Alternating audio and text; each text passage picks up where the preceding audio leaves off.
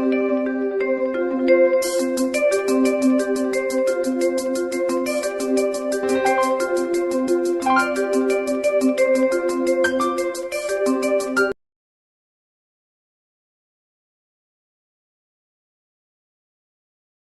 students, welcome back to my next video for class 12 beginners. बेटा today we are not going to study anything. एक student है मेरी, उन्होंने एक comment किया कि ma'am what we will do after class 12.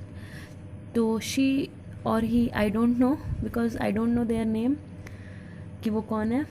तो मैंने ये वीडियो उनके लिए बनाया है. जितना मेरी उनसे बात हुई, उन्होंने मुझसे कहा कि they want information regarding banking. तो what ever I am having a knowledge, मेरे पास जो नॉलेज है मैंने ये चीज़ शेयर कर रही हूँ मैं उनको.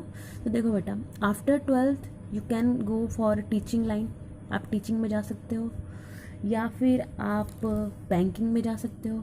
और ये क्लास 12 कॉमर्स के लिए नहीं है, अदर स्टूडेंट्स भी इसको यूज़ कर सकते हैं. उसके अलावा being as a commerce student आप कुछ प्रोफेशनल कोर्स में जा सकते हो, जैसे कि CS हो गया आपका, आप कंपनी सेक्रेटरी बन सकते हो. CA हो गया, चार्टर्ड अकाउंटेंट बन सकते हो. CMA हो गया, ये हो गया आपका कॉस्ट मैनेजमेंट अकाउंटेंट बन सकते हो.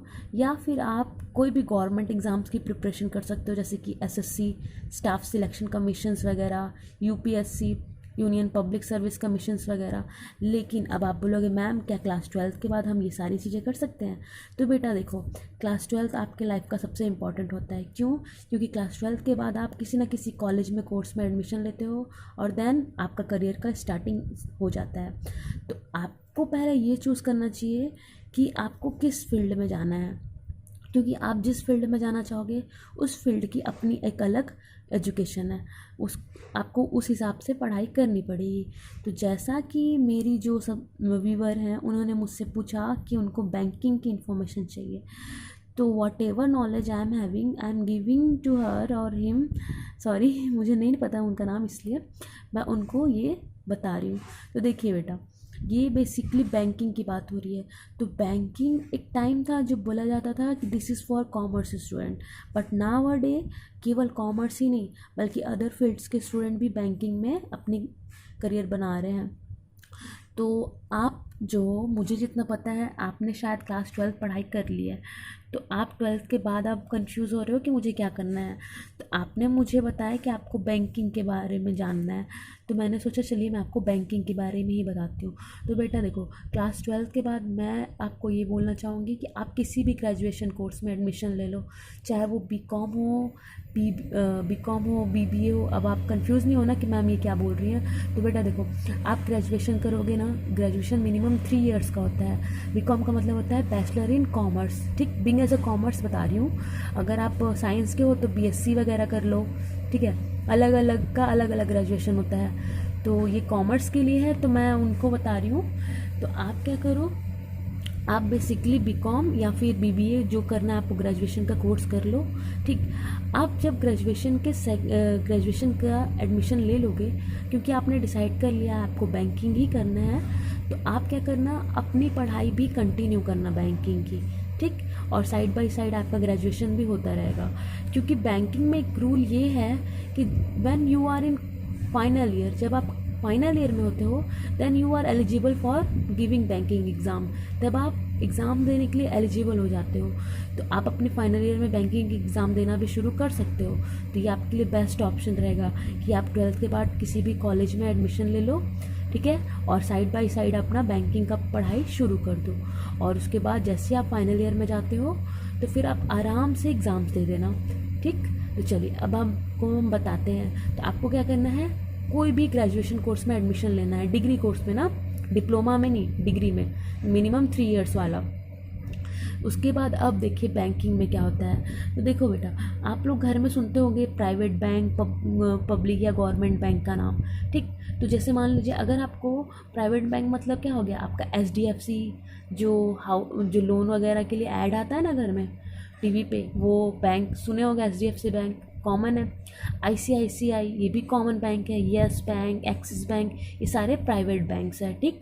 तो ये आपके प्राइवेट बैंक के नेम है। पब्लिक या गवर्नमेंट में आप बोल सकते हो एसबीआई, हर किसी के अकाउंट होते हैं एसबीआई में, बहुत पॉपुलर है ये, यानी स्टेट बैंक ऑफ इंडिया। और आईबीपीएस, अब ये बैंक का नाम आपने नहीं सुना होगा, तो बेटा आईबीपीएस बैंक नहीं है, इसका मतलब होता है institute of banking personal selection.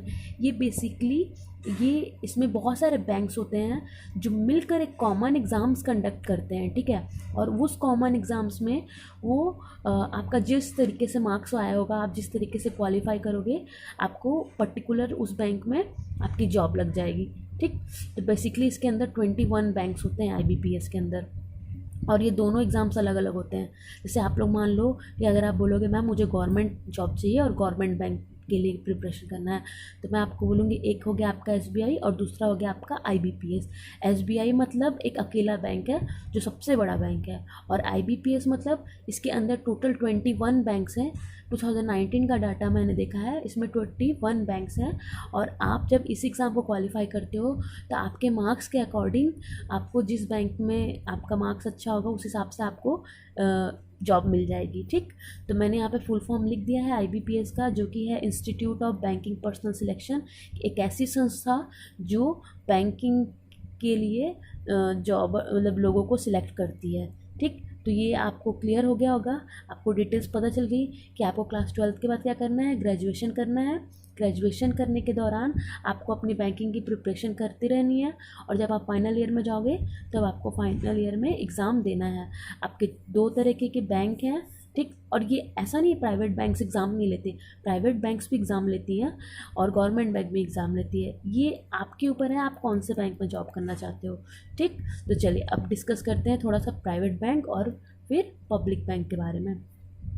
मान लीजिए कि आपको प्राइवेट बैंक में जॉब करना है, ठीक। तो आपके पास 2 ऑप्शन है, एक तो आप प्राइवेट बैंक के अंदर बैठ के काम करो और दूसरा आप बाहर इधर उधर घूम के काम करो। अब बोलोगे मैम ये क्या बोल रही है, तो देखो बेटा, जब हम ग्रेजुएशन करते हैं तो हमारे पास ऑप्शन होती हैं, ठीक है। मतलब यूँ कहूँ तो जब आप ग्रेजुएशन करोगे ना तो आपका कोर्स रहेगा पर्टिकुलर, जैसे बीकॉम है तो प्लेन बीकॉम नहीं, ऑनर्स होता है, ठीक है। ऑनर्स मतलब होता है किसी स्पेसिफिक पे आपका ग्रेजुएशन होगा, किसी स्पेसिफिक कोर्स पे। तो जैसे मान लीजिए कितने लोग मार्केटिंग चूज़ करते हैं, मैंने फिनेंस चूज़ किया था, और कितने लोग फिनेंस चूज़ करते हैं। मार्केटिंग मतलब जो मार्केटिंग का काम करे, जो प्रोडक्ट को सेलिंग का काम करे। तो ये जॉब बेसिकली क्या होती है, डोर टू डोर जॉब होती है, जब आप घर घर में जा जाके बेचते हो। जैसे इंश्योरेंस पॉलिसी बेचना आते हैं ना घर में कि आपको इंश्योरेंस चाहिए करके, तो उस टाइप का जॉब है। तो जैसे मान लीजिए अगर आपको प्राइवेट बैंक में ऐसा वाला जॉब करना है तो ये तो सिंपल है, आप ग्रेजुएशन कंप्लीट करो और मार्केटिंग से अपना ऑनर्स डिग्री लो और फिर बैंक पहुंच जाओ, आपको जॉब मिल जाएगी आराम से। इन केस अगर आप ऑफिस के अंदर कुछ अकाउंटेंट का काम करना चाहते हो तो आपको उसके लिए एग्ज़ाम क्वालिफाई करना होगा, ठीक। आपको एग्ज़ाम क्वालिफाई करना होगा, और ज़रूरी नहीं है, देखो हर एक प्राइवेट बैंक का अपना अपना क्राइटेरिया होता है। कुछ प्राइवेट बैंक्स ऐसी होती हैं जो बिना किसी एग्ज़ाम के भी डायरेक्ट इंटरव्यू से आपका सिलेक्शन कर लेती हैं। तो ये प्राइवेट बैंक के ऊपर है कि वो किस तरीके से चाहती हैं, ठीक। तो आपका अपना खुद का डिसीज़न होगा कि आपको कौन से बैंक पे जाना है। आप वहाँ जाओगे तो आपको खुद पता चल जाएगा कि उनका क्या क्राइटेरिया है। अगर वो एग्ज़ाम्स लेंगे तो फिर आपका सिंपली वो रीजनिंग वगैरह, मैथ्स वगैरह, इंग्लिश वगैरह का एग्ज़ाम ले लेंगे, और नहीं तो वो आपका डायरेक्ट इंटरव्यू से आपको जॉब दे देंगे। तो ये हो गया प्राइवेट बैंक के बारे में। अब चलिए थोड़ा पब्लिक बैंक के बारे में पढ़ते हैं। तो मैंने आपको पब्लिक बैंक के बारे में बेसिकली एक एसबीआई और एक आईबीपीएस के बारे में बताया। एसबीआई के बारे में मैंने क्या बताया कि एसबीआई अपने आप में एक बहुत बड़ी बैंक है, और आईबीपीएस क्या है, इसके अंदर सारे बैंक्स जो होती हैं मर्ज होती हैं और एक साथ मिलकर एक एग्ज़ाम कंडक्ट करवाती हैं। और जब एक कैंडिडेट वो एग्ज़ाम क्वालिफाई कर लेता होता है तो जिस बैंक के जो मार्क्स होते हैं उसके मार्क्स के अकॉर्डिंग उसको उस बैंक में जॉब मिल जाती है। तो बेटा चाहे वो एसबीआई हो चाहे वो आईबीपीएस हो, ये दोनों का जो एग्ज़ाम कंडक्ट करने का क्राइटेरिया होता है सिंपल होता है। देखो यहाँ इनके 3 लेवल होते हैं एग्ज़ाम लेने के। एक तो होता है इनका प्रीलिम्स, दूसरा होता है इनका मेंस, और लास्ट होता है इनका इंटरव्यू, ठीक। तो ये दोनों में कॉमन है। ठीक, तो मैंने दोनों में लिख दिया है, आप एक को भी देखोगे तो समझ जाओगे क्योंकि दोनों सेम ही सेट लिखा हुआ है। तो प्रीलिम्स नाम का एक एग्ज़ाम होता है इनका, ठीक। तो ये बेसिकली ऑनलाइन एग्ज़ाम होता है। अब आप समझो ऑनलाइन मतलब, अब जैसे क्लास 12th में एग्ज़ाम दे रहे थे ना आंसर शीट लिख लिख के, तो वैसा एग्ज़ाम्स नहीं होता। आपका एग्ज़ाम क्या होगा, आपका कंप्यूटर पे एग्ज़ाम होगा जिसमें क्वेश्चंस आते रहेंगे और आपको आंसर्स क्लिक करके बताते रहना है। तो ऑनलाइन एग्ज़ाम होगा आपका। प्रीलिम्स में आपका बेसिकली चाहे एसबीआई का प्रिपरेशन करो चाहे आईबीपीएस का प्रिपरेशन करो, आपकी ये 3 सब्जेक्ट्स हैं। रीजनिंग, जिसमें आपकी इंटेलिजेंस ही देखी जाएगी, ठीक है। रीजनिंग ये आप धीरे धीरे समझोगे, अभी आप बहुत छोटे हो, जब आप बैंकिंग के लाइन में प्रिपरेशन करना शुरू करोगे तो समझ जाओगे। इसमें आपकी इंटेलिजेंसी लेवल देखी जाती है। क्वांटिटेटिव मतलब मैथ्स से रिलेटेड क्वेश्चन, और इंग्लिश मतलब सिंपली इंग्लिश से रिलेटेड क्वेश्चन। तो प्रीलिम्स जो होता है वो आपका बेसिकली 1 आवर का एग्ज़ाम होता है दोनों में ना। और टोटल रीजनिंग से 30 क्वेश्चन आते हैं और एक क्वेश्चन 30 क्वेश्चंस 1 मार्क्स के एक क्वेश्चन होते हैं। और इसमें भी क्वांटिटेटिव के 35 क्वेश्चंस होते हैं, 1 मार्क्स के एक क्वेश्चन। और इंग्लिश के 35 मार्क्स के क्वेश्चन होते हैं, 1 मार्क्स के एक क्वेश्चन। मेंस और आईबीपीएस दोनों सेम है, सॉरी एसबीआई और आईबीपीएस दोनों सेम है, दोनों का प्रीलिम्स का पैटर्न सेम है। अब चलिए देखते हैं मेंस के बारे में कुछ। तो देखो, जो प्रीलिम्स है मैंने बता दिया 1 आवर का होता है। और हाँ, नेगेटिव मार्किंग का मतलब समझते हो, 0.25 आपका नेगेटिव मार्किंग होगा। मतलब अगर आप बाई चांस, जैसे कि आप ऑनलाइन एग्ज़ाम देते समय गलती से आप गलत आंसर चूज़ करते हो, ठीक है, तो आपके आंसर्स जो आपने मार्क्स आपको मिले होंगे उसमें से 0.25 कट जाएंगे। मतलब आप अगर गलत आंसर देते हो तो आपका मार्क्स और कम हो जाएगा, तो आपको सोच समझ के आंसर्स में मार्क करना पड़ेगा। अब देखिए दूसरा एग्ज़ाम, जब आप प्रीलिम्स निकाल लेते हो तो बेटा देखो, हर साल बैंक्स के जो कट ऑफ होते हैं वो डिसाइडेड होते हैं, तो हर साल का कट ऑफ अलग अलग होता है। अगर आप प्रीलिम्स उस कट ऑफ से निकाल लेते हो जो भी बैंक ने डिसाइड किया है, तो वो आप एलिजिबल हो जाते हो दूसरा एग्ज़ाम देने का, यानी मेंस एग्ज़ाम देने का। तो देखो, एसबीआई हो चाहे आईबीपीएस हो, यहाँ मैं लिख देती हूँ, दोनों का सेम क्राइटेरिया होता है। तो दोनों में ये सारे एग्ज़ाम्स होते हैं। तो देखो, इंग्लिश का एग्ज़ाम होता है उनका data interpretation, reasoning, general awareness. English normal English है। डाटा इंटरप्रिटेशन जैसे कैसे बताऊँ आपको, जैसे मान लीजिए इकोनॉमिक्स में आपने पढ़ा होगा ना, इतना सप्लाई हुआ, इतना प्रोडक्शन हुआ, उसी टाइप का क्वेश्चन होते हैं टेबल फॉर्म में, ये होता है, ठीक है। रीजनिंग आपका वही मेंटल इंटेलिजेंस लेवल से रिलेटेड। जनरल अवेयरनेस मतलब कि जीके से रिलेटेड, ठीक। तो ये सारे आपके वो क्वेश्चंस होते हैं इस सब्जेक्ट्स के, और ये ऑब्जेक्टिव क्वेश्चंस होते हैं, ठीक है। उसके बाद उसी दौरान आपका क्या होता है, ये इधर आपके साइट्स में लिखा हुआ है कि हर एक एक सब्जेक्ट का कितना क्वेश्चन आता है, कितने मार्क्स का आता है। तो इंग्लिश से 35 क्वेश्चंस होते हैं 40 मार्क्स के, डीआई से 35 क्वेश्चंस होते हैं 60 मार्क्स के, रीजनिंग से 45 क्वेश्चंस होते हैं 60 मार्क्स के, जनरल अवेयरनेस के 40 क्वेश्चन होते हैं 40 मार्क्स के। टोटल 155 क्वेश्चन होते हैं 200 मार्क्स के।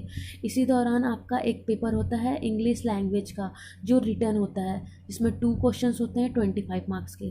तो ये मेंस का है। जब आप मेंस क्वालिफाई कर लेते हो, चाहे एसबीआई का हो चाहे आईबीपीएस का हो, तब आपका एक इंटरव्यू होता है, और अगर आप इंटरव्यू क्वालिफाई कर लेते हो फिर आप बैंकिंग जॉब में एलिजिबल हो जाते हो और बैंकिंग जॉब करने लग जाते हो। तो देखिए, मेंस एग्ज़ाम आपका 3.5 आवर्स का होता है, और इसमें भी नेगेटिव मार्किंग होती है, ठीक, 0.25 का। अगर आप गलत आंसर दोगे तो आपके 0.25 मार्क्स कट जाएंगे।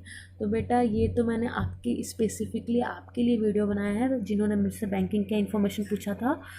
तो मैं आपको एक अपनी तरफ से सजेशन देना चाहूँगी कि आप क्या करो, क्लास 12 के बाद जैसे ही लॉकडाउन ख़त्म हो जाता है, आप किसी भी कॉलेज में एडमिशन ले लो, ठीक है। कॉलेज या यूनिवर्सिटीज़ जहाँ आप चाहो वहाँ एडमिशन ले लो, किसी भी ग्रेजुएशन कोर्स में, क्योंकि अगर आप बैंकिंग में जाना चाहते हो तो कोई स्पेसिफिकली मेंशन नहीं है कि पर्टिकुलर यही ग्रेजुएशन करोगे तभी बैंकिंग में जाओगे। तो आप किसी भी ग्रेजुएशन कोर्स में एडमिशन ले लो, और साइड बाय साइड आप क्या करो, कोचिंग करते रहो।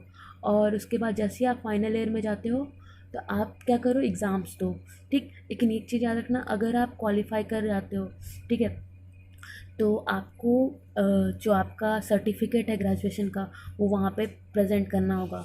तो ये डिसाइडेड कर लेना कि आपका एग्ज़ाम्स जो फाइनल ईयर का होता है वो कब होता है, ठीक है। उस हिसाब से आप एग्ज़ाम अप्लाई करना, नहीं तो फिर आपके फॉर्म के पैसे वेस्ट हो जाएंगे, ठीक। तो चलिए आज के लिए बस इतना ही। अगर आपको और कोई डिटेल्स चाहिए होगी किसी और फील्ड से रिलेटेड तो आप बता सकते हो मुझे, मैं आप लोगों के लिए भी वीडियोस अपलोड कर दूँगी। फ़िलहाल मैं अभी पास्ट एडजस्टमेंट पढ़ा रही हूँ और जल्दी मैं आपको पास्ट एडजस्टमेंट का वीडियो अपलोड करने वाली हूँ आज ही, ठीक है। Thank you.